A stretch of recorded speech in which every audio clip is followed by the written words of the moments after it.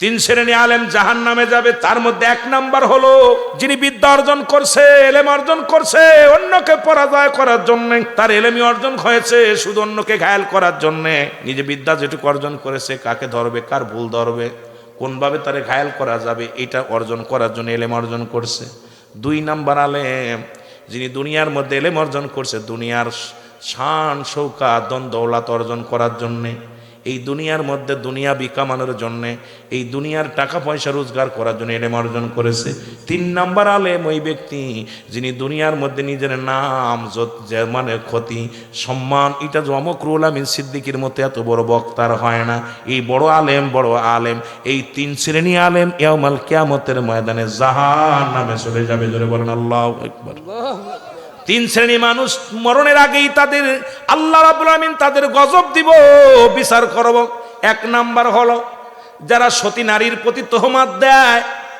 কোনো মেয়ে রাস্তা দিয়ে হেঁটে যায়, আপনি বললেন এটা মনে হয় জিনাকারী, বাজে মেয়ে, আপনি মনস্তাপ করার সঙ্গে সঙ্গে আমার রাসূল বলে গেছে এই তিন শ্রেণী মানুষ জাহান্নামে যাবে। তার মধ্যে এক নাম্বার হলো যারা পৃথিবীর মধ্যে নারী জাতির কলঙ্ক দেয়, নারীর প্রতি মিথ্যা তহমাত দেয়।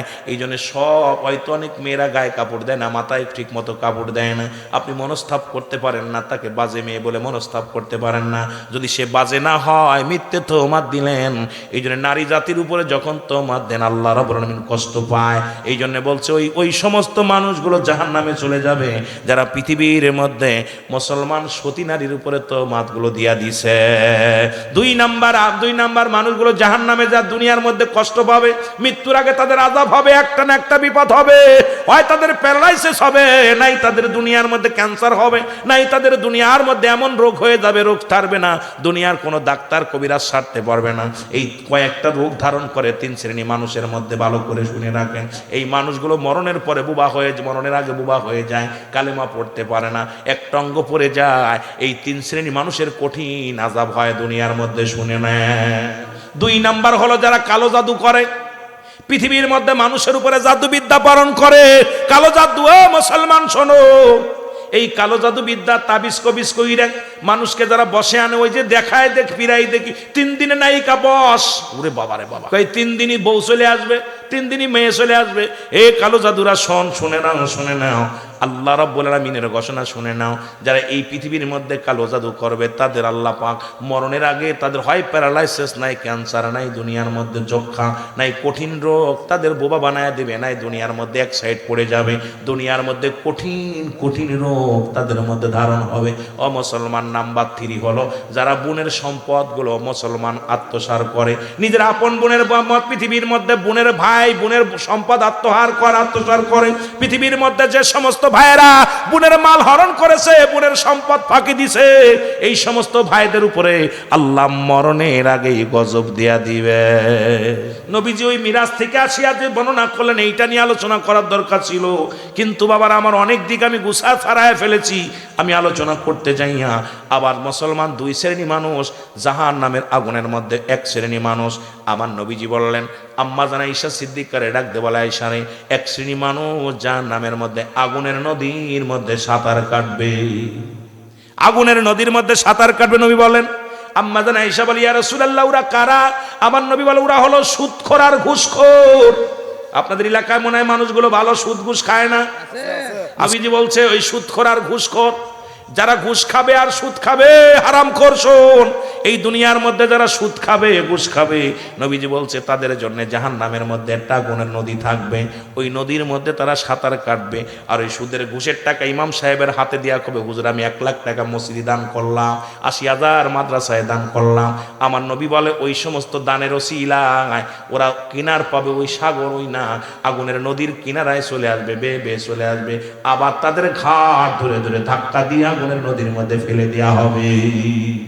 বললাম 1 নাম্বার হলো যারা সুদ খায়, যারা ঘুষ খায়, আগুনের নদীর মধ্যে সাঁতার কাটবে, কিয়ামত পর্যন্ত কাটবে, তাদের চিরস্থায়ী আবাদান চিরস্থায়ী ভাবে থাকতে হবে ওখানে। 2 নাম্বার হলো ওই সমস্ত মানুষগুলো আল্লাহ রাব্বুল আলামিন তারা দুনিয়ার মধ্যে নামাজ পড়বে, রোজা রাখবে, হজ করবে, যাকাত দিবে, তারপরও আমল শূন্য ঘটবে। আম্মা জান আয়েশা সিদ্দিকা বলে, ইয়া রাসূলুল্লাহ, ইয়া হাবিবাল্লাহ, এদের বিচার এত কঠিন কেন? এত আমল করা পরও কেন তারা ওই দুনিয়ার বুক থেকে যা পর আমল শূন্য উঠবে?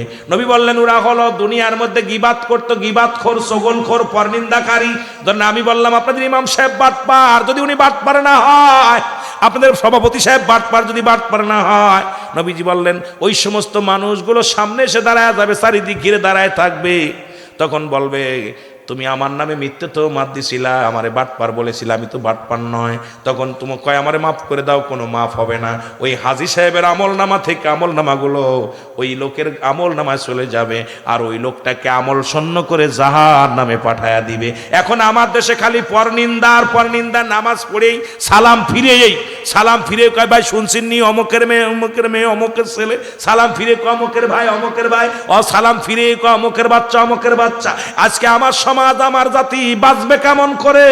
এই বাঁচানোর জন্য আমাদের চেষ্টা করার দরকার। ওয়াজ নসিহত দেওয়ার কারণ হলো যেন একটা মানুষ ইসলামের দিকে ফিরে আসে। জোরে বলেন ঠিক কিনা? নবীজি বললেন ওই সমস্ত ভালো আমলদারি ব্যক্তিও খালি গীবাত করার কারণে, ওই সমালোচনা করার কারণে, পরনিন্দা করার কারণে তাদের আমল নামাটা শূন্য হয়ে যাবে, তাদের আমল নামাটা একদম শূন্য হয়ে যাবে। আমল বিন তারা উঠবে হাসরের ময়দানে। আল্লাহ আমাদের লজ্জা দিও না, আমরা যেন এই পরনিন্দা চগলখোর থেকে আমাদের হেফাজত করো। জোরে বলেন আমিন। আর ওদের জন্য আল্লাহ রেখে দিছে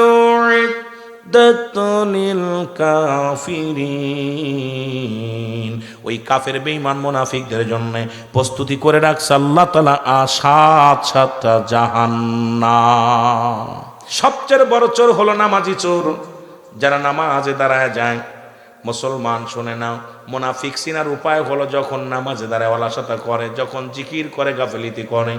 এখন নামাজের মধ্যে লা কখন ইল্লা ব্যতীত, হুজুর মানে হাজির নাজির, কল মানে আত্মা, সলাত মানে নামাজ।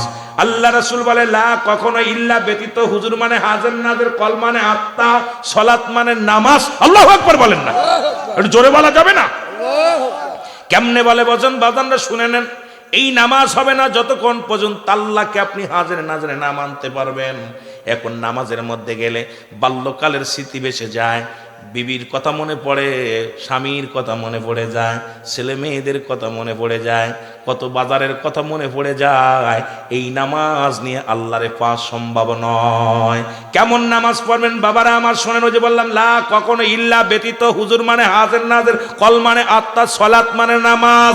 যতক্ষণ পর্যন্ত নামাজের ভিতরে একগুচ্ছ ভাবে আল্লাহকে ঢুকাইতে না পারবেন, আপনি আল্লাহ আপনাকে দেখতেছে, ডান পাশে আপনার জান্নাত, বাম পাশে জাহান্নাম, পিছে আজরাইল, সামনে আমার রব্বে কারিম, এই চিন্তাধারা যদি আপনার ভিতরে না আসে, এখন নামাজে তো ঠুকঠুক করে সিজদা দিয়ে কপাল ছুলে ফেলেন।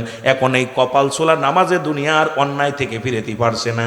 কারণ আলেমরা বলে, ইমাম সাহেব বলে, সমস্ত খারাপ কাজ থেকে বাঁচায় নামাজ। কিন্তু নামাজও পড়েন, মিথ্যা মামলা দেন, নামাজও পড়েন, ঘুষ খান, নামাজও পড়েন, কম বেশি করেন, নামাজও পড়েন, মিথ্যা বলেন, নামাজও পড়েন, অন্যায় করেন, নামাজও পড়েন, আবার পরের মেয়ের দিকে আর নজরে তাকান, নামাজও পড়েন, মিথ্যা বলেন, নামাজও পড়েন, বিড়ি টানেন, নামাজও পড়েন, ঘুষ খান, নামাজও পড়েন, গাঁজা খান, নামাজও পড়েন, মাঝে মাঝে মুসলমান হারাম দিকে চোখ চলে যায়। এর দ্বারা বোঝা যায় ওই নামাজ আপনাকে খারাপ কাজ থেকে ফিরেতে পারে নাই। ওই নামাজ শুধু কপাল ছুলছেন আর কপাল ছুলছেন, ওই নামাজ মাওলার দরবারে পৌঁছাতে পারেন নাই। জোরে বলেন ঠিক কিনা? সমস্ত খারাপ কাজ থেকে বাঁচাই কিসে? নামাজে। যে নামাজ আপনাকে ফাহিশা কাজ থেকে বাঁচাইতে না পারে, নারীকে পর্দায় রাখতে না পারে, আপনার ছেলে মেয়েদেরকে হালাল হারাম চিনাতে না পারে, আপনি পরিবার পরিজনকে বাঁচাতে না পারেন, এই নামাজ তো আপনার শুধু লোক দেখানো নামাজ হয়ে গেছে। এই নামাজ আল্লাহর দরবারে কবুল হওয়া সম্ভব নয়। এখন আপনার নামাজ কবুল হয়েছে আপনি নিজেই বুঝতে পারবেন। এই যারা আছেন শোনেন খেয়াল করে, যারা নামাজ আপনার কবুল হয়েছে আপনি বুঝতে পারবেন। কেমনে বুঝতে পারবেন? শোনেন। আপনি মরে যাবেন, মিথ্যা বলতে আপনার মুখ দিয়ে মিথ্যা বলাতে পারবে না। আপনি মরে যাবেন, হারাম খাইতে পারবেন না। আপনি মারা যেতেছেন কিন্তু হারাম কোনো জিনিস আপনার ভিতরে ঢুকাতে দেবেন না, কারণ ওই জিনিসটা বুঝবেন এটা হারাম, এটা হালাল। আপনি জীবন চলে যাবে, কখনো মিথ্যার আশ্রয় নেবেন না, কারণ আপনার নামাজ হচ্ছে আপনি নিজেই বুঝতে পারবেন।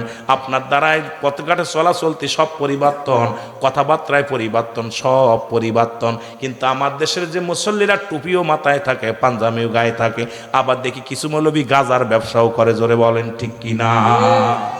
নবীজি একদিন মক্কা থেকে মদিনায় গেলেন, যা রাসূলুল্লাহ একটা তাঁবুর মধ্যে বিশ্রাম নিলেন।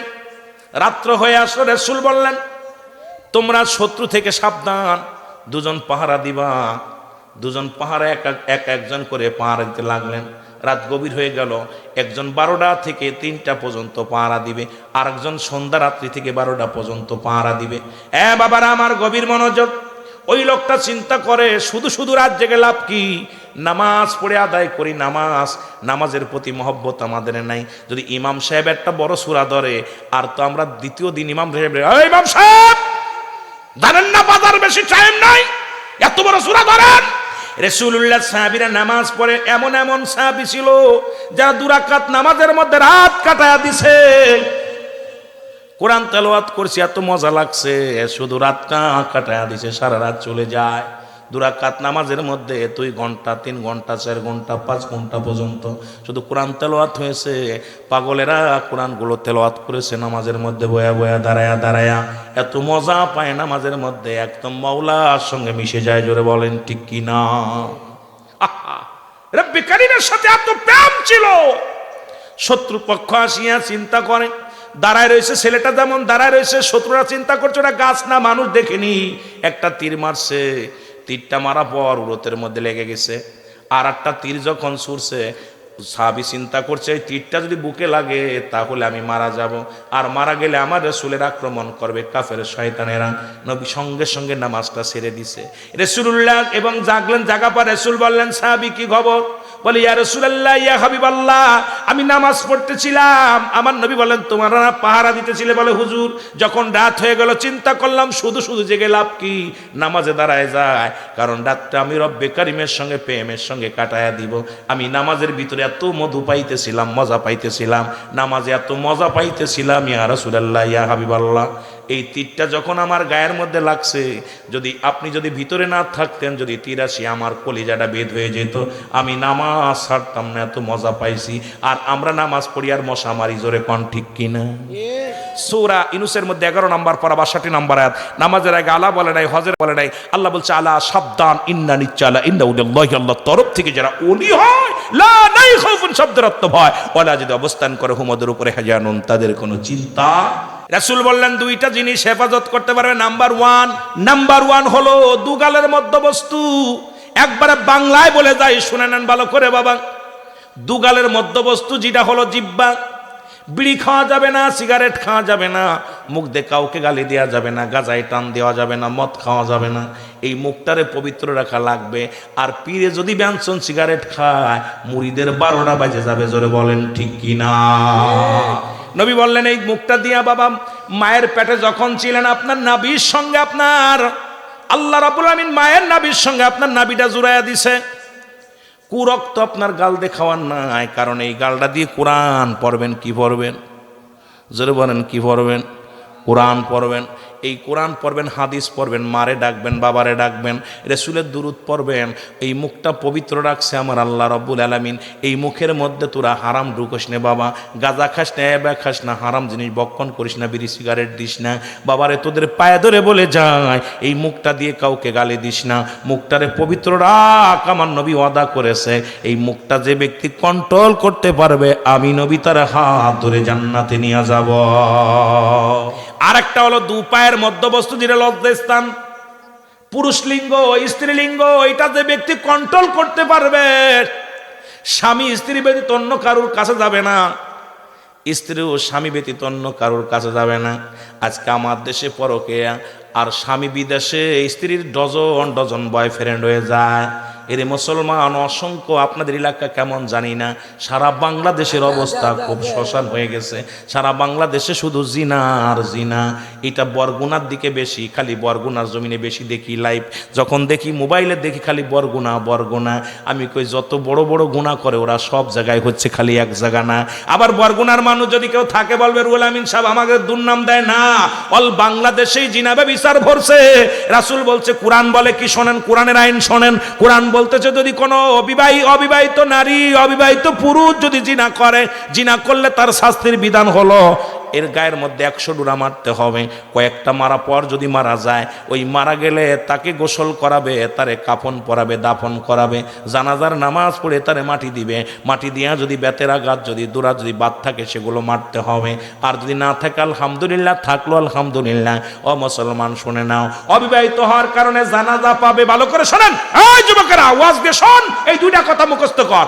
মুসলমান যারা বিয়ে করে নাই, অবিবাহিত নারী, অবিবাহিত পুরুষ, তারা কাফন পাবে, দাফন পাবে, জানাজা পাবে। কিন্তু বিবাহিত নারী, বিবাহিত পুরুষ যাদের স্বামী আছে, স্ত্রী আছে, এরা যদি জিনা করে, ইসলামের বিধান, কোরআনের বিধান হলো এই পুরুষ, এই নারী পুরুষ শুনে নাও, যারা পৃথিবীর মধ্যে যারা জিনা করে, মুসলমান বিবাহিত নারী হোক, বিবাহিত পুরুষ হোক, জিনার শাস্তির বিধান হলো তাদের বুক পর্যন্ত মাটির ভিতরে পুঁততে হবে, কঙ্কার মারতে হবে, পাথর ছুঁড়ে মারতে হবে, যতক্ষণ পর্যন্ত মৃত্যুবরণ করবে না তারে মারা বন্ধ করা যাবে না।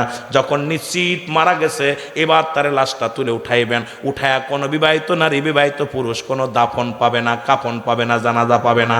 ওর দিবালয়ে মানুষের সামনে কুকুর শিয়াল দিয়ে লাশটা খাওয়াই দিতে হবে।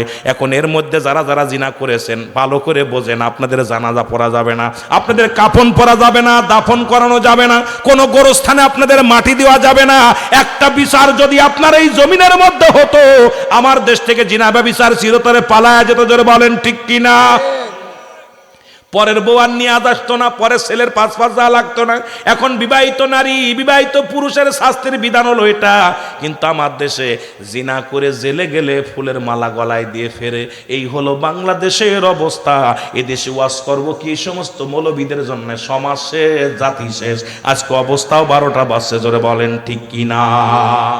যদি কোনো বিবাহিত নারী, বিবাহিত পুরুষ জিনা করে, কোনো মৌলবী খণ্ডন করতে পারবে না, এদের জানাজা পড়া যাবে না। আপনার ইমাম সাহেবকে বলে যে ইমাম সাহেব, এই রকম জিনাকারী যদি কেউ মারা যায়, বড় জমি চাকরি ছেড়ে দিবেন, জানাজা পড়বেন না, তাকে কুকুর শেল দিয়ে খাওয়াইতে হবে।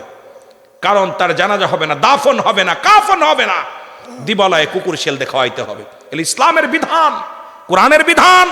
কিছু মানবেন, কিছু মানবেন না। কোরআন এটা আপনার বাপদাদার সম্পদ নাকি যে আপনি কিছু মানবেন, কিছু মানবেন না? এটা কি বাপদাদার সম্পদ? নবী বলছে, উম্মতিরা রে, যদি কোনো ব্যক্তি 5 ওয়াক্ত সালাত, নবীজির এক সাহাবী নাম হলো আব্দুল্লাহ আনসারী, সবচেয়ে গরিব সাহাবী। এই জমিনের মধ্যে এত গরিব মানুষ নাই তৎকালীন জামানার মধ্যে।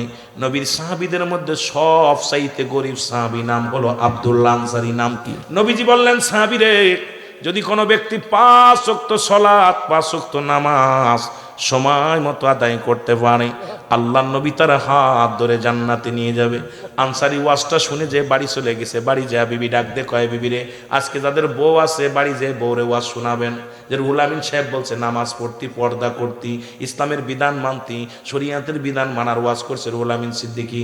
5টি স্তম্ভ কিছু না, কোরআন, কালেমা, নামাজ, রোজা, হজ, যাকাতের কথা বলছে, এগুলো মানতে হবে। ইসলামের বিধান, এই যে পর্দার বিধান, যদি অন্য বেগানা পুরুষ দেখা যাবে না, হারাম। এই কথাগুলো যে ওয়াজটা আজকে শোনেন, দয়া করে আমার আগের ভাই যিনি বলেছেন উনিও আলোচনা করেছেন, তার আগে যিনি আলোচনা করেছেন, নামগুলো যদি সময় পাই আমি আস্তে আস্তে বলবো। বাবা, এই মানুষগুলো কি কি ওয়াজ করছে ডায়াসে আজকে, এই কথাগুলো বিবিরে কানে কানে শুয়া শুয়া বুঝাইবেন। বিবিরে অমুক বক্তাই ওয়াজ করছে, অমুক বক্তাই ওয়াজ করছে, অমুক বক্তাই ওয়াজ করছে, শুধু আমলের ওয়াজ। এই দুনিয়ার মধ্যে ওয়াজগুলো করছে, নাজাতের ওয়াজ করছে, নাজাত পাওয়া যাবে কোন ভাবে, সেই কথাগুলো বলছে। আমার ভাইয়েরা, আমার বন্ধুরা, আমার নবীর সাহাবী কান্দে আর ডাকতে বলে, বিবি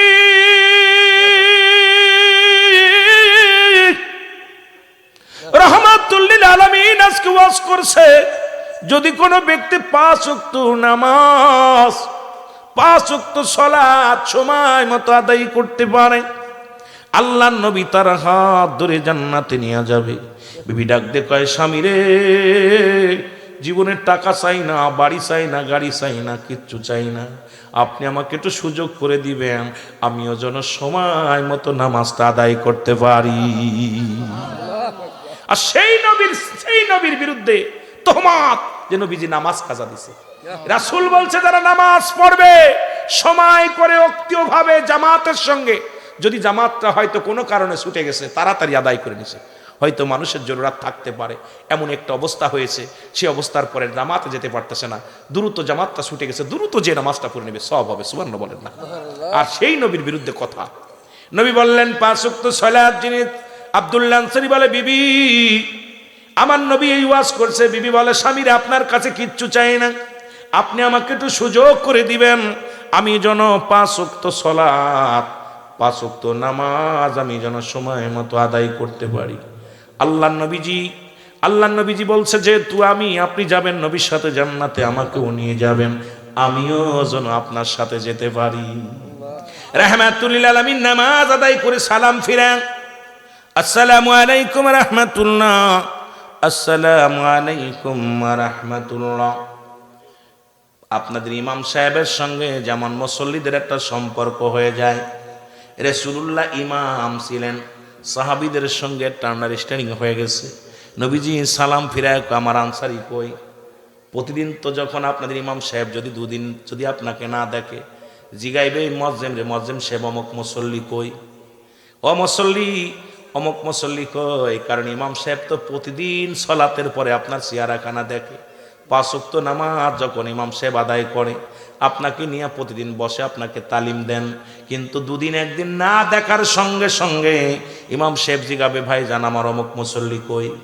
তাহলে বোঝা যায় ইমাম সাহেবের সাথে মুসল্লির একটা সম্পর্ক ভালো হয়ে যায়। জোরে বলেন ঠিক কিনা? আল্লাহর নবী ডাকতে বলে আমার আনসারীতে আজ কয়দিন দেখি আসে কিন্তু কই যায়? সাহাবীরা বলে ইয়া রাসূলুল্লাহ ইয়া হাবিবাল্লাহ, আপনার আনসারী নবী গো, আপনার আনসারী হয়তো দুনিয়ার কোনো প্রেমে পড়ে গেছে, দুনিয়ার কোনো ঝামেলার মধ্যে পড়ে গেছে। নবীজি বলে আমি নিজেই যাব আনসারীর খবর নিব, তোমরা চাপো একটা, আমি নিজেই যাব। নবীজি আনসারীর বাড়িতে গেলেন, সালাম দা, আসসালামু আলাইকুম ইয়া আহলাল বাইত। ভিতর থেকে আওয়াজ আসে না, একবার নয় দুবার নয় তিনবার নবীজি সালাম দিলেন। কয়বার? 3 বার সালাম দিলেন, কিন্তু সালামের কোনো জবাব আসে না। রাসূলুল্লাহ চিন্তা করে নিশ্চিত ঘরের মধ্যে কেউ নাই, রাসূল আদর্শ শিখায়া দিয়ে গেছে কোনো বাড়িতে গেলে সালাম দেওয়া লাগবে। নবীজি যখন গেছে সাহাবীর বাড়ি, নবীও সালাম দিছে, একবার নয় দুবার নয় 3 বার নয়। এখন আমাদের মুসলমানের বাড়ি সালাম নাই, আরে নবী তো আমাদের জন্য আদর্শ।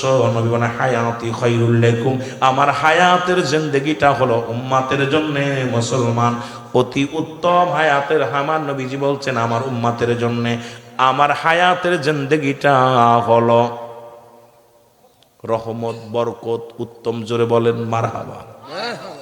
হায়াতি খায়রুল লাকুম, আমার হায়াতের জিন্দেগিটা, কারণ শরিয়াত, তরিকত, হাকিকত, মারিফাত সব দিকে আমি নবী। কোন দিকে তাকাইবি? রাষ্ট্র চালাইবি আমি নবী, ব্যবসা করবি আমি নবী, বাণিজ্য করবি আমি নবী, এই সমাজের মধ্যে যা কিছু করবি আমি নবী। জোরে বলেন মারহাবা। নবী কি বলেন? নবী বলেন আমার হায়াতের জিন্দেগিটা উম্মতের জন্য কল্যাণ স্বরূপ। জোরে বলেন মারহাবা। কথা কয় না কেন? কল্যাণ হলো নবীজি আসছে, নবীজি আসছে কল্যাণ স্বরূপ আমাদের জন্য। আবার নবীজি দুনিয়া থেকে বিদায় হয়ে গেছে, নবী বলেন ওয়াফাতি খায়রুল লাকুম, আমার ওয়াফাতটাও উম্মতের জন্য কল্যাণ স্বরূপ। নবীজিকে নিয়ে কথাগুলো বললে একটু বুঝতে পারবেন বাবারা আমার। শরিয়াত, তরিকত, হাকিকত, মারিফাত দিকে খেয়াল করবেন। আগুন, পানি, মাটি, বাতাস, ইসলাম, ঈমান, ইহসান, কালেমা, নামাজ, রোজা, হজ, যাকাত, এগুলোর দিকে গুরুত্ব একটু বুঝবেন। নবী কয় আমার ওয়াফাতটা উম্মতের জন্য কল্যাণ স্বরূপ, কারণ পৃথিবী থেকে বিদায় নিলাম আমার উম্মতের জন্য। সুতরাং সব জায়গায়, কবরে, হাসরে, মিজানে, সব জায়গায় আমার নবী। জোরে বলেন মারহাবা। আব্দুল্লাহ আনসারী নবীজি সালাম দিয়া পাইলেন না, চলে গেলেন। নবীজি যাইতে যাইতে যখন চলছে, পিছন থেকে আনসারী বলে আলাইকুম আসসালাম। নবী গো, ওয়ালাইকুম আসসালাম ইয়া রাহমাতাল লিল আলামিন, ওয়ালাইকুম আসসালাম ইয়া রাসূলুল্লাহ, ওয়ালাইকুম আসসালাম ইয়া হাবিবাল্লাহ, ওয়ালাইকুম আসসালাম ইয়া রাহমাতাল লিল আলামিন। নবীজি বলেন আনসারী তুমি তো সালাম শুনেছিলে 3 বারই উত্তর দিলা, তার মানে আর বুঝতে বাকি নাই তুমি সালাম শুনেছিলে উত্তর দাও নাই। নবী বলেন, আমার নবী বলা পর আনসারী বলি, ইয়া রাসূলুল্লাহ, আমি কেন সালামের জবাব দিই নাই, এটা আমি কেমনে আপনারে বলবো? আপনি দয়া করে যদি আবার বাড়িতে যাইতেন। এমনি আর নবীকে বলে নাই বায়ানাত, উত্তম ব্যবহার, উত্তম আখলাক। এমন চরিত্র নবীর ভিতরে দিয়েছিল যা অন্যর ভিতরে নাই। সেই নবীর গুণে গুণান্বিত হওয়া লাগবে, লাগবে কি লাগবে না? নবীর চরিত্র যদি তোমার মধ্যে না থাকে, নবীর আখলাক যদি তোমার ভিতরে না থাকে, তুমি কিসের উম্মাত? তুমি কিসের উম্মাত? উম্মাত যদি হতে হয়, রাসূলুল্লাহর উম্মাত যদি হতে হয়, রাসূলুল্লাহর আদর্শ আপনাদের ভিতরে থাকা লাগবে কি লাগবে না? আমার ভাইয়েরা, আমার বন্ধুরা, আমার আনসারী বলে, ইয়া রাসূলুল্লাহ, ইয়া হাবিবাল্লাহ, নবী গো, আপনি যদি একটু যাইতেন। আল্লাহর নবী রওনা হয়ে গেল। রাসূলুল্লাহ পর যখন ঘরটা খুলে দিছে, রাসূলুল্লাহ তাকায়া দেখে ঘরের ভিতরে বিশাল একটা গর্ত খোঁড়া, বড় একটা গর্ত খোঁড়া। নবীজি বলেন, আনসারী রে, তোমার ঘরের ভিতর কেন গর্ত খোঁড়া? আল্লাহর নবী ডাক দিয়ে বলে, আনসারী, তোমার এই ঘরের মধ্যে এত বড় গর্ত খোঁড়া কেন? আনসারী বলে, ইয়া রাসূলুল্লাহ, ইয়া হাবিবাল্লাহ, নবী গো, যখন আপনি আমারে সালাম দিয়েছিলেন তখন আমি উলঙ্গ অবস্থায় এই গর্তের মধ্যে বসেছিলাম। বলি, ইয়া রাসূলুল্লাহ, ইয়া হাবিবাল্লাহ, আপনি যেদিন বললেন যদি কোনো ব্যক্তি 5 ওয়াক্ত সালাত জামাত বা সময় মতো যদি কোনো ব্যক্তি আদায় করতে পারে, আমি নবী তার হাত ধরে জান্নাতে নিয়ে যাব। ইয়া রাসূলুল্লাহ, ইয়া হাবিবাল্লাহ, ওদিন আমি বাড়ি যাই, যখন আমি ওয়াজটা আমার বিবিরে বলি, আমার বিবি হাতটা ধরে বলে, স্বামী রে, আপনার কাছে দামি কাপড় চাই না, পোশাক চাই না, কোনো কিছু চাই না, আপনি আমাকে একটু সুযোগ করে দিবেন, আমিও যেন 5 ওয়াক্ত সালাত, 5 ওয়াক্ত নামাজ সময় মতো ওক্ত মতো আদায় করে নিতে পারি। ইয়া রাসূলুল্লাহ, ইয়া হাবিবাল্লাহ, স্বামী স্ত্রী মিলে মাত্র একখানা কাপড় নবী গো, যখন আমি আপনার পিছে নামাজের জন্য আসি, মুসল্লিরা শোনো, ভালো করে শোনো নবী গো, যখন আজান পড়ে যায় মসজিদে, আমি পাগল হয়ে যাই, তাড়াতাড়ি জামাতে ছুটে চলে আসি নবী গো। আমার বিবি উলঙ্গ হয়ে গর্তের মধ্যে বয়া থাকে, আমি সালাম ফিরাইয়া নামাজ পড়ে দৌড়ায়া চলে যায় বাড়িতে নবী গো। আমি গর্তের মধ্যে ঢুকে কাপড়টা খুলে আমার বিবির হাতে দিয়ে দিই, আমার বিবি ওযু করে নামাজে দাঁড়ায় যায়। নবী গো, আপনি যখন সালাম দিয়েছিলেন তখন আমার পণ্যের ভিতরে কোনো কাপড় ছিল না, এই কারণে আমি আপনার সালামের জবাব দিতে পারি নাই। ইয়া রাসূলুল্লাহ, আমার বিয়াদবি হয়ে গেছে, মাফ চাই। আমার নবী ডাক দিয়ে বলে, আনসারী রে, আয় আয়, এক কাপড়ে তোরা স্বামী স্ত্রী নামাজ আদায় করেছিলি। আনসারী, আমি নবী কথা দিলাম, আমি নবী ওয়াদা করলাম, ইয়াউমাল কিয়ামতের ময়দানে তোদের স্বামী স্ত্রী দুজনকেই আমি জান্নাতে নিয়ে যাব। এখন দিনের মধ্যে যদি মরণ হয়ে যায়, কত মানুষ সড়ক দুর্ঘটনায় মারা যায়, কত মানুষ মুসলমান রাতের অন্ধকারে গমের ঘরে মারা যায়, কত মানুষ, ও মুসলমান শোনো, বিদেশে গেছে কফিন হয়ে, বিদেশ থেকে ফিরতেছে, দেশের মধ্যে কোন হালাতে কে মারা যাবে কেউ বলতে পারি না। তবে আপনাদের কেন এখনো ভয় লাগে না, অন্তরের ভিতরে ভয় লাগে না যে আগামী দিন সকাল আমার হবে কি হবে না জানি না। আমার ভাইয়েরা, আমার যে কথাগুলো বলি লক্ষ্য করো, ও মুসলমান, নবীর উম্মত হইলা না, নবীজির পক্ষে থাকলা না, আল্লাহর গোলামিও করলা না। এখন যদি তোমার মরণ হয়ে যায় দিনের বেলা, এই লাশটা কে বহন করবে? নবীও না, আমার আল্লাহও নয়, কারণ আল্লাহ গ্রহণ করবে না, তুমি আল্লাহর গোলাম হতে পারো না, আমার নবীও তোমার ভালোবাসবে না, নবীর পক্ষেও ছিল না। জোরে বলেন ঠিক কিনা? তাহলে রাসূলুল্লাহর পক্ষেও নাই, নবীজির পক্ষেও নাই, আল্লাহর পক্ষেও নাই। এখন নামাজ মুসলমানদের এবং কাফেরদের মধ্যে পার্থক্য হলো নামাজ। মুসলমান নামাজ ধরে, কাফেররা নামাজ ছাড়ে। অথচ অধিকাংশ মসজিদে গেলে দেখা যায় ইমাম আর মুয়াজ্জিন ব্যতীত লোকগুলো খুব পা বড় দেয়, কারণ এই যে শীতের মৌসুম, যত ঠান্ডা পড়বে ততই মুসল্লি হারায়া যাবে। সামনে মাহে রমজান মাস, এটা মুসলমান, এই মাসটা হলো মুসলমান রজব মাস, এরপরেই শাবান, তারপরে রমজান, পবিত্র মাস এসে গেছে, আমাদের প্রস্তুতিমূলক মাস।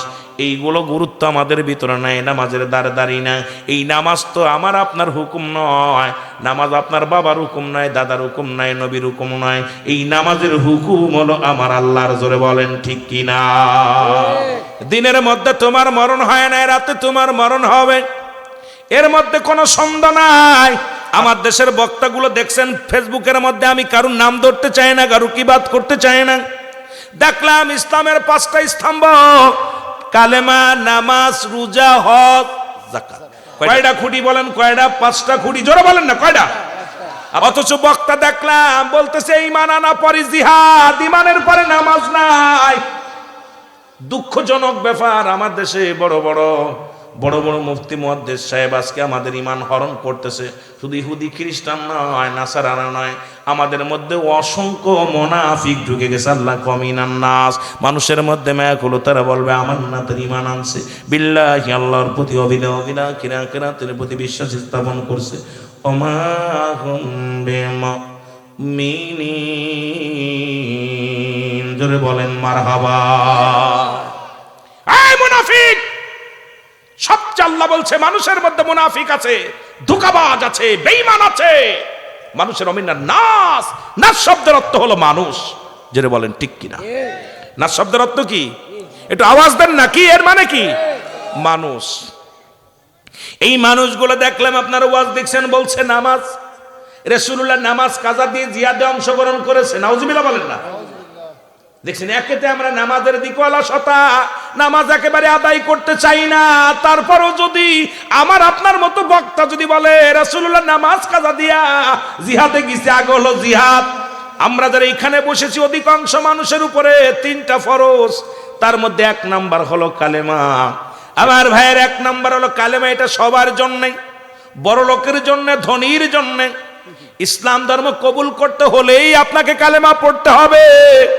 এটা শুধু আপনার আমার কালেমা না, আদম আলাইহিস সালাম থেকে শুরু করে আখির নবী রাহমাতুল লিল আলামিন পর্যন্ত যত নবী পয়গম্বর আছে সবারই একই কালেমা, লা ইলাহা ইল্লাল্লাহ। আদম শফিউল্লাহ, লা ইলাহা ইল্লাল্লাহ। ইব্রাহিম খলিলুল্লাহ, লা ইলাহা ইল্লাল্লাহ। ঈসা রূহুল্লাহ, লা ইলাহা ইল্লাল্লাহ। মূসা কালিমুল্লাহ, লা ইলাহা ইল্লাল্লাহ। মুহাম্মাদুর রাসূলুল্লাহ। এটা নতুন নয়, নতুন নয়, নতুন নয়, এটা পুরাতন। সেই আদম থেকে শুরু করে আল্লাহ রাব্বুল আলামিন আদম জাতিকে সৃষ্টি করিয়াই পড়ায়া দিছে, লা ইলাহা পড়ায়া দাও, আমি আল্লাহ ছাড়া কেউ নাই, ইল্লাল্লাহ, আর আল্লাহ ছাড়া। আর আমাকে পার একমাত্র মাধ্যম ঠিকানা হলো আদম নবী। আমার নবী দুনিয়ার মধ্যে আগমন করে বলছে আল্লাহ ছাড়া কোনো মাবুদ নাই, আর তাকে পার একমাত্র ঠিকানা হলো আমি রাহমাতাল লিল আলামিন।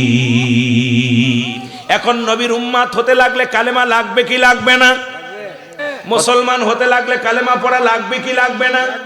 এটা গরিবের জন্য না ধনীর জন্য? সবার জন্য। যদি কোনো মুসলিম মুসলমান হতে হয়, যদি কোনো কাফেরও মুসলমান হতে হয়, ঈমান যদি আনতে হয়, কালেমা পড়া বাধ্যতামূলক। আমার বাবারা, আমার গভীর মনোযোগ। এবার এইটা মুসলমান শোনো, 1 নম্বরে কালেমা, এটা আমরা গরিব মানুষ, আমাদের জন্য, সকলের জন্য কালেমা। 2 নাম্বার রোজা, এটাও সবার জন্য। এ মুসলমান শোনো, এটা ধনীদের জন্যও রোজা, গরিবের জন্যও রোজা। তবে যদি কোনো অসুস্থ রোগী হয়, রোজার মৌসুম আসলে অসুস্থ হয়ে যায়, এই মুসলমান তার জন্য একটু ভিন্ন। তবু সে যদি রোজা রাখতে না পারে, মুসলমান যদি রাখতে না পারে, অপারগতা দেখায়, মৃত্যুর ঝুঁকি থাকে, রোগ বাড়ার ঝুঁকি থাকে, অনুযায়ী মুসলমান শোনো, এর কাফারা আদায় করতে হবে রে মুসলমান, শুনে নাও। মুসলমান শোনো, 3 নাম্বার হলো যাকাত। মুসলমান শোনো, করোনা কালেমা, নামাজের পরে রোজা। রোজা, কালেমা, নামাজ। নামাজ তো বাধ্যতামূলক। নামাজ কোনো ধনীর জন্যও ছাড় নাই, গরিবের জন্যও ছাড় নাই, ধনীর জন্যও ছাড় নাই, রাজার জন্যও ছাড় নয়, উজিরের জন্যও ছাড় নয়, মনিবের জন্যও ছাড় নাই। কারণ নামাজ 1 ওয়াক্ত নামাজ কাজা গেলে 2,88,00,000 বছর দজকে থাকতে হবে। এর 80 খুতবা পরিমাণ জাহান্নামে থাকতে হবে। 1 খুতবা পরিমাণ হলো 2,88,00,000 বছর জাহান্নাম। আল্লাহু আকবার বলো। 80 খুতবা 1 ওয়াক্ত নামাজ কাজা দিলে, এখন যদি ওয়াজ শোনাতো নফল বন্দেগী, নামাজ ছিল ফরজ। এখন যদি বলি ভাই কয়জন মানুষ ঈশার নামাজটা আদায় করেছেন, মাশাআল্লাহ। আমার মনে হয় এখানে 3 ভাগের 1 ভাগ উঠবে বলে আমার বিশ্বাস হচ্ছে না, হয়তো বাকিটা আপনারা কি জানি না, তবে লোকজনের সমাগম যা দেখতেছি এইগুলোর মধ্যে 3 ভাগের 1 ভাগ উঠবে না। যদি বলি ভাই ফজরে কয়জন পড়ছেন, মাশাআল্লাহ এরকম, যদি বলি আসর পড়ছেন, মাশাআল্লাহ, এরপরে যদি বলি আসর, তাহলে বাকিগুলো তার উপরে বুঝি নামাজ ফরজ হয় নাই। কিন্তু মেয়েদের জন্য মাফ আছে, আল্লাহ মাফ করছে। যদি কোনো মেয়ে, সব দিকে আলোচনা খেয়াল করবেন, চারিদিকে খেয়াল করবেন ও বাবারা, আল্লাহ রাব্বুল আলামিন মেয়েদের জন্য ক্ষমা করছে। কারণ যখন কোনো মেয়ে ঋতুগ্রস্ত হয়, হায়ারি পাজাসি, সঙ্গে সঙ্গে নামাজ ছেড়ে দিবেন। এই নামাজ যদি তারা মুসলমান শোনো, এই নামাজগুলো সঙ্গে সঙ্গে সে ছেড়ে দিবে। ছেড়ে দিয়ে কি করবে? কাজা নামাজ আদায় করা লাগবে না। মহিলাদের জন্য কাজা নামাজ নাই, পুরুষের জন্য কোনো মাপ নাই। আপনি যদি সফরে যান 4 জায়গা 2, ও যুবক আজকে একটু কথা শোনো, এত আলোচনা শুনছো, আমি এত বড় আগে বলছি, এত বড় পণ্ডিত নয়, কিছু আমলের কথা বলি, একটু নিয়ত করে শোনো বাবা। এবার আমাদেরকে বুঝতে হবে রে বাবারা আমার, আমাদেরকে জ্ঞান অর্জন করতে হবে। আমাদের জ্ঞান অর্জন করতে হবে কোন জ্ঞান? যে জ্ঞান অর্জন করলে আল্লাহ পাওয়া যায়, রাসূল পাওয়া যায়, যে জ্ঞান অর্জন করলে আল্লাহকে পাওয়া সহজ হয়ে যাবে, সেই জ্ঞানের মধ্যে ঢোকার দরকার। জোরে বলেন ঠিক কিনা? মেয়েদের জন্য আল্লাহ তারা যদি নামাজ একমাত্র কাজা আদায় করবে, যদি রোজা হয়, সামনে রোজার মৌসুম আসতেছে, আমার মারা যারা শুনতেছো, আজ বাড়ি বয়া বয়া যারা মারা মাইকের আওয়াজ যায়, যদি কোনো মেয়ে ঋতুবর্তী হয়, মুসলমান শোনো, হায়াত অবস্থা হয়, যদি ফরজ নামাজ হয়, ফরজ রোজা হয়, দুটেই ছেড়ে দিবে। একমাত্র ফরজ রোজা কাজা আদায় করবে, ফরজ নামাজ কাজা আদায় করবে না। কিন্তু পুরুষের জন্য কোনো মাপ নাই। যদি তুমি দাঁড়ায় পড়ো, দাঁড়ায় না পড়তে পারো বয়া পড়ো, বয়া না পড়তে পারো শুয়া পড়ো, শুয়া না পড়তে পারো ইশারায় পড়ো। এরপরেও যদি তুমি নামাজ না পড়ো, এটার জন্য আমরা আলেম ওলামা দায়ী নাই, ইমাম সাহেব দায়ী নাই। কারণ আজকের মাহফিলে আলোচনা শোনা পর যদি নামাজ কাজা দাও, আল্লাহর আদালতে কি জবাব দিবা আমার বুঝি আসে না। জোরে বলেন ঠিক কিনা? এখন আমাদের জন্য 3টাই হলো বাধ্যতামূলক। নাম্বার 1, আমি কিন্তু সুযোগ দিয়ে দিছি, সুযোগের কথা বলছি। নাম্বার 1 হলো কালেমা, নাম্বার 2 হলো নামাজ। কালেমা পড়েছো, নামাজ ধরতে হবে। একমাত্র সাবালক, সাবাল্লিকার উপরে নামাজ পড়ক, নাবালক নামাজ পড়ে নয়। যখন সেই নাবালক হবে, 10 বছর বয়স যখন হবে, এর উপরে নামাজ যখন ফরজ হয়ে যাবে। কারণ এটা আপনার আল্লাহ রাব্বুল আলামিন আপনার আমার কাছে আমানত রাখছে সন্তানগুলো। এই আমানত করার, খেয়ানত করার অধিকার কারণ নাই। জোরে বলেন ঠিক কিনা? আমার ভাইয়েরা, 3 নাম্বার হলো রোজা, আর 4 নাম্বার মুসলমান শোনো, যাকাত এবং হজ। এটা হলো ধনীদের জন্য। যেহেতু এখানে আছেন যারা অধিকাংশ মানুষের উপরে, আমার মন বলে হজ ফরজ হয় নাই, যাকাতও ফরজ হয় নাই। আর যাকাত ফরজ, হজ ফরজ হওয়ার মনে শর্ত হলো 52.5 তোলা স্বর্ণ, আর 7.5 তোলা স্বর্ণ, আর 52 তোলা রূপা। 52.5 তোলা রূপা যদি এই পরিমাণ সম্পদের মালিক, 1 বছরে নিসাব পরিমাণ মালের মালিক যদি কোনো ব্যক্তি হয়, ওই ব্যক্তির উপরে হজ এবং যাকাত ফরজ। এখন আপনাদের মধ্যে, এখন আমার মন বলে এটা যদি ধরি, আমার দেশে ওই 7 ভরি সোনার মালিক প্রায় অধিকাংশ মানুষই হয়ে গেছি। জোরে বলেন ঠিক কিনা? এখন যদি বলি আপনাদের এই গ্রামের মধ্যে নেশাব পরিমাণ মালের মালিক অধিকাংশ মানুষ হয়ে গেছেন, খোঁজ দেখেন মুসলমান অধিকাংশ মানুষই হয়ে গেছেন। অবশ্যই আমাদের উপরে যদি যাকাতটা ঠিক মতো আমরা দিই, আমার দেশে কোনো দরিদ্র থাকবে না, আমার দেশে সব মানুষ সমান হয়ে যাবে। কারণ ভাই ভাই আর দ্বিধাবোধ থাকবে না, ভাই ভাই মহব্বত বেড়ে যাবে। গ্রামের সবাই আত্মস্বজন যারা আছে সবাই এক মাপের মধ্যে চলে আসবে। আমাদের ভিতরে মুসলমান হট্টগোল থাকবে না, কোনো ঝামেলা থাকবে না, শান্তি আর শান্তি ফিরে আসবে। ইসলামের বিধান যেটা, ও মুসলমান শোনো, ইসলামের আবিধানিক অর্থ 80 থেকে 82টা। ইসলাম মানে শান্তি, ইসলাম মানে আত্মসমর্পণ, ইসলাম মানে নিজে না অন্যরে খাওয়ানো, ইসলাম মানে নিজে না অন্যরে গম পাড়ানো, ইসলাম মানে নিজে কষ্টে 2 অন্যরে সুখে রাখা, ইসলাম মানে মুসলমান শুনে নাও, ইসলাম মানে নারীর সতীত্ব পাড়া দাও, ইসলাম মানে নিজে দুঃখে থেকে অন্যরে সুখে রাখো। এই ইসলামের বিধান যদি তুমি মেনে নাও, শান্তি আর শান্তি ফিরে আসবে। জোরে বলেন ঠিক কিনা? শান্তি ফেরার জন্যে ওই এক আয়াতের তাফসীর করলে হয়ে যায়, ইয়া আইয়ুহাল্লাযীনা আমানু, ইমানদার বিশ্বাসীরা। আল্লাহ যদি ইয়া আইয়ুহান নাস বলে না, নাস বললে মানুষ বলতো, কিন্তু মানুষ এখানে একটা ভেজাল বাঁধাইছে, খুব সূক্ষ্ম বেরেনে ধরবেন। আল্লাহ যদি নাস বলতে ইয়া আইয়ুহান নাস, নাস বললে মানুষ বুঝাইতো। আল্লাহ বলছে ইয়া আইয়ুহাল্লাযীনা আমানু, হে ঈমানদারেরা, বিশ্বাসীরা। এখানেও কিন্তু আল্লাহ ভালো মানুষের ডাকছে, ঈমানদারদের ডাকছে, সব মানুষের ডাকে নাই। ডাকছে উদখুলু ফিস সিলমি কাফা, পরিপূর্ণভাবে প্রবেশ করো। কিসের মধ্যে? ইসলামের মধ্যে। সুবহানাল্লাহ বলেন না? শরিয়াত যার ভিতরে নাই, মাদরাজুন নবুওয়াতের প্রথম খণ্ডের মধ্যে বয়ান করে শরিয়াতের দৃষ্টিতে যেটা ব্যক্তি হালালকে হারাম বলে সে কাফের, কাফের, কাফের। সুতরাং আপনি হারামকে হালাল বলার এখতিয়ার আপনার নাই, আবার হালালকে হারাম বলার এখতিয়ার আপনার নাই। এই দুইটা জিনিস খেয়াল রাখা লাগবে, মাপকাঠি বলা লাগবে। আমার ভাইয়েরা, আমার বন্ধুরা, আমার যে কথা বলতেছিলাম, এখন মুসলমান শোনো, ওই ইসলামের বিধান যদি তুমি মানো, এই 80 থেকে 82টা শাব্দিক অর্থ আছে, এগুলো যদি তুমি মেনে নাও, দেখবেন সমাজের মধ্যে শৃঙ্খলা থাকবে না, হট্টগোল থাকবে না। ইসলামের বিধান এত সুন্দর, ইসলামের নিয়ম বিধান এত সুন্দর, কোরআনের বিধান এত সুন্দর। এই জন্যে আজকে আমাদের দেশে মুসলমান শুনে নাও, অধিকাংশ মানুষ শুধু ক্ষতিগ্রস্ত। সেই মানুষগুলো শুধু ভুল সাজেশনের জন্যে, ভুল ডিসিশনের জন্যে কান্ত। এই জন্য অ্যারিস্টটল, সক্রেটিস বই লেখার পর বললেন নো দাই সেলফ, নিজেকে নিজে চিনতে হবে, মানারাফান নফস, নিজের নফসকে চিনতে হবে, কলবুস সালিম, আত্মাটাকে প্রসিদ্ধ করতে হবে। এখন অন্যের পিছে দৌড়াইতে দৌড়াইতে জিন্দেগি শেষ করে দিলাম, নিজের জিন্দেগি বরবাদ করে দিলাম। একা কখনো নিজের চিন্তা নিজে করলাম না, শুধু পরের চিন্তা নিয়ে দিন কাটাইলাম। জোরে বলেন ঠিক কিনা?